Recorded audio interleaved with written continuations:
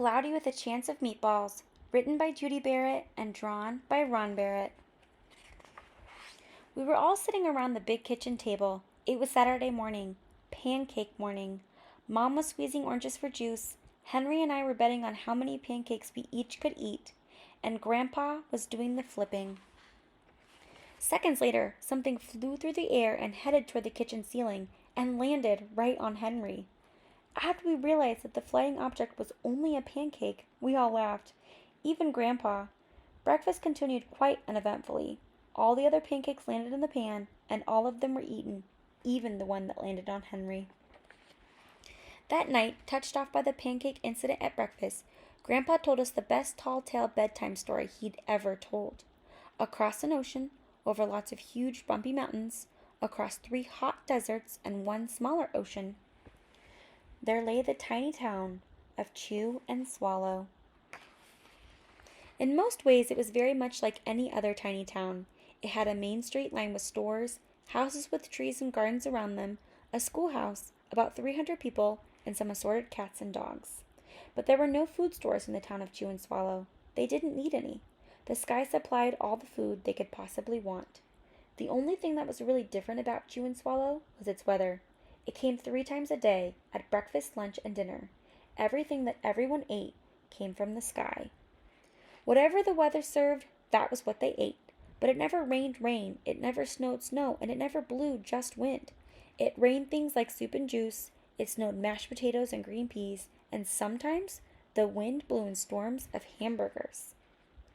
The people could watch the weather report on television in the morning, and they would even hear a prediction for the next day's food. When the townspeople went outside, they carried their plates, cups, glasses, forks, spoons, knives, and napkins with them. That way, they would always be prepared for any kind of weather. If there were leftovers, and there usually were, the people took them home and put them in their refrigerators in case they got hungry between meals. The menu varied. By the time they woke up in the morning, breakfast was coming down. After a brief shower of orange juice, low clouds of sunny-side-up eggs moved in, followed by pieces of toast. Butter and jelly sprinkled down for the toast, and most of the time it rained milk afterwards. For lunch one day, frankfurters, already in their rolls, blew in from the northwest at about 5 miles an hour. There were mustard clouds nearby. Then the wind shifted to the east and brought in baked beans. A drizzle of soda finished off the meal. Dinner one night consisted of lamb chops, becoming heavy at times, with occasional ketchup.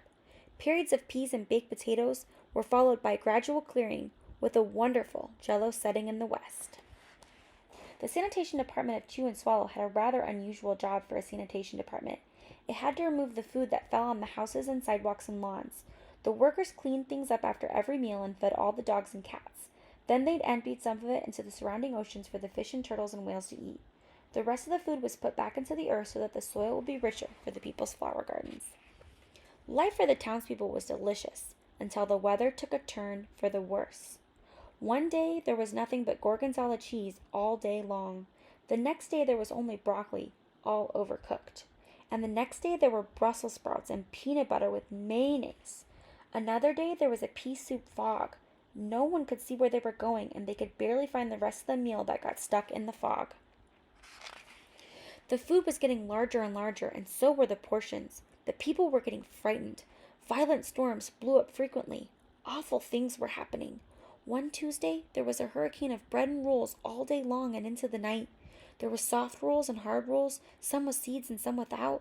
There was white bread and rye and whole wheat toast. Most of it was larger than they'd ever seen bread and rolls before. It was a terrible day.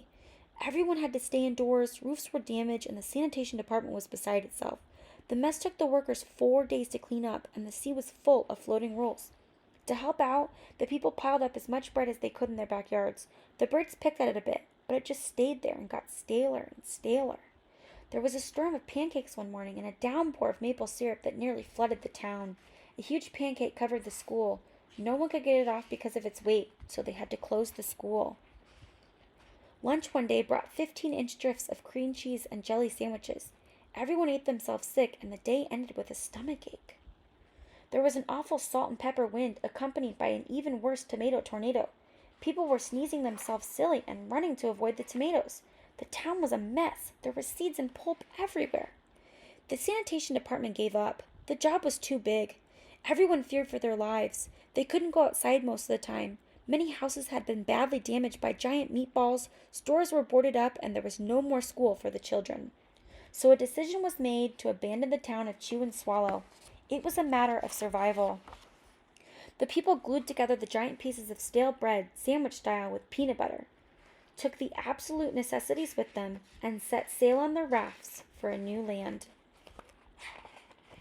After being afloat for a week, they finally reached a small coastal town which welcomed them. The bread had held up surprisingly well enough for them to build temporary houses for themselves out of it. The children began school again, and the adults all tried to find places for themselves in the new land. The biggest change they had to make was getting used to buying food at a supermarket. They found it odd that the food was kept on shelves, packaged in boxes, cans, and bottles. Meat that had to be cooked was kept in large refrigerators. Nothing came down from the sky except rain and snow. The clouds above their heads were not made of fried eggs. No one ever got hit by a hamburger again. And nobody dared to go back to Chew and Swallow to find out what had happened to it. They were too afraid. Henry and I were awake until the very end of Grandpa's story. I remember his goodnight kiss. The next morning we woke up to see snow falling outside our window. We ran downstairs for breakfast and ate it a little faster than usual so we could go sledding with Grandpa. It's funny, but even as we were sliding down the hill, we thought we saw a giant pat of butter at the top, and we could almost smell mashed potatoes. The end.